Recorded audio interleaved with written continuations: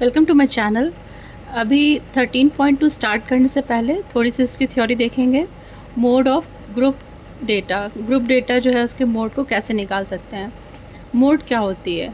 A mode is a value among the observation which occur most often, that is a value of observation having the maximum frequency.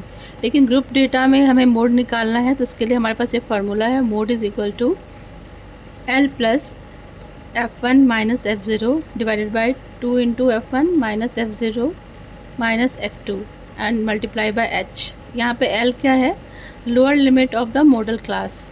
जिस class की frequency जो है सबसे ज़्यादा होगी उस क्लास को मॉडल क्लास ले लेंगे और उसकी जो लोअर लिमिट होगी वो l, वही यहाँ मेंशन्ड है। और h क्या होता है? Size of the class interval. जो डेटा है उसकी जो क्लास इंटरवल का साइज़ है वो h है। और एज्यूम करते हैं और in most of the cases कि ये इक्वल साइज़ के ही हैं।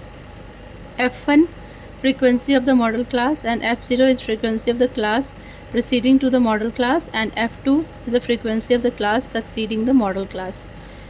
मोड जो है वो मीन वैल्यू से कम भी हो सकता है, उससे ज़्यादा भी हो सकता है, डिपेंड करता है क्वेश्चन पे। और कब निकालते हैं मोड और कब निकालेंगे मीन, तो it depends upon the demand of situation, whether we are interested in finding the average mark obtained by the students or the average mark obtained by the most of the student।